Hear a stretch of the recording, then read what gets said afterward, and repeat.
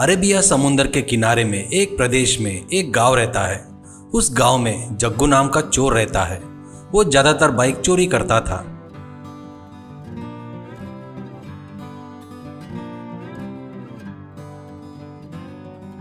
उसको जब भी पैसों की जरूरत पड़ती वो गांव में जाकर बाइक को देखते रहता है।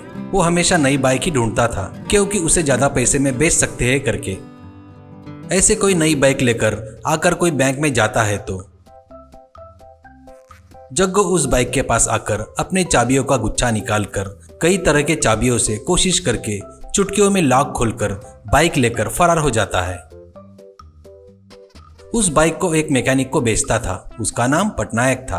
वो गाड़ी को देखकर पैसे देता था पर हमेशा दोनों में तू मैं होती रहती थी। क्या भैया, जब भी देखो तब कम पैसे देते हो।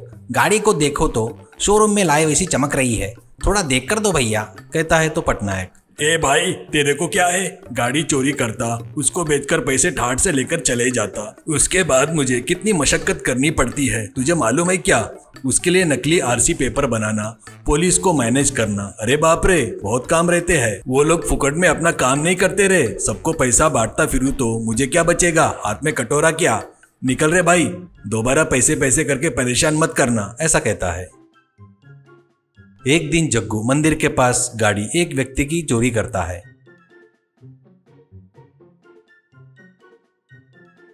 नई गाड़ी की पूजा कराता करके पुजारी के लिए अंदर गया तो गाड़ी का मालिक पुजारी के साथ बाहर आकर देखता है तो गाड़ी नहीं दिखती। वो बहुत ढूंढता है, चिल्लाता है।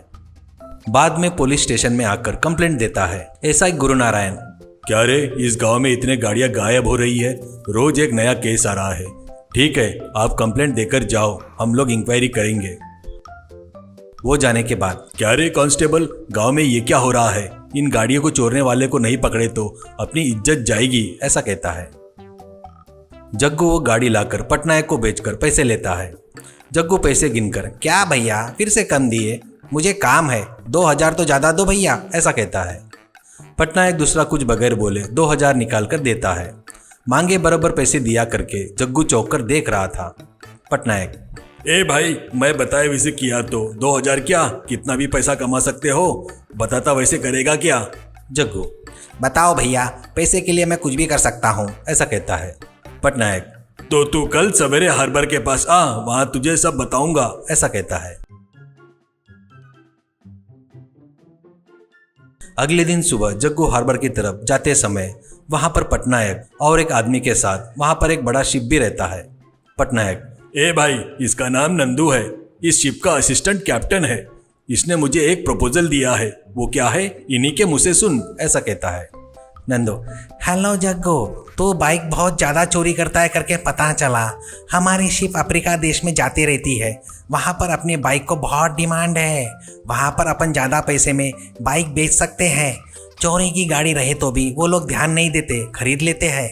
अगले हफ्ते में शिप फिर से यहाँ से अफ्रीका जाएगी। इस बीच में तेरे से जितना होगा उतनी गाड़ियाँ मुझे सप्लाई कर।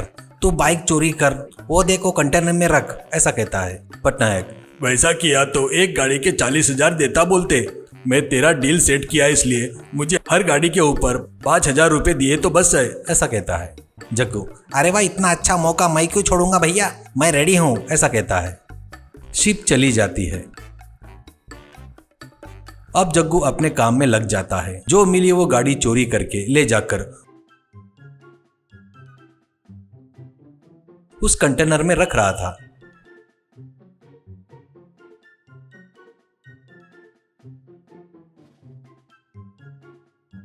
हफ्ता हो गया, कंटेनर बाइक से भर गया। शिप आती है।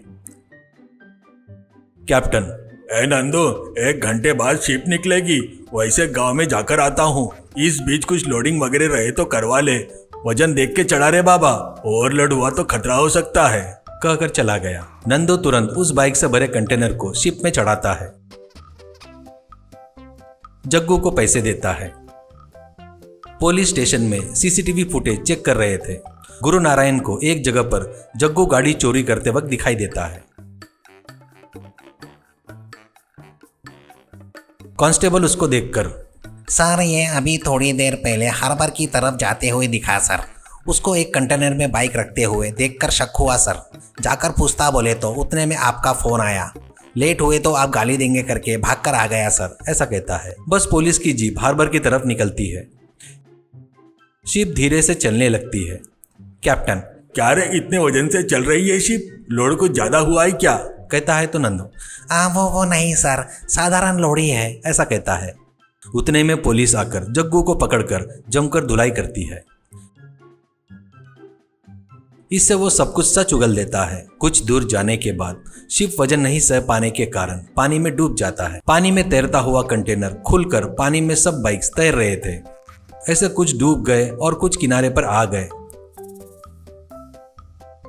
उस तरह जग्गू जेल में जाता है।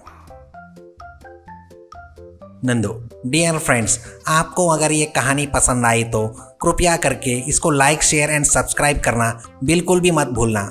और आपके एरिया में भी बाइक अगर चोरी हो गई होगी तो कृपया करके कमेंट में बताओ किस तरह चोरी हुई करके। धन्यवाद।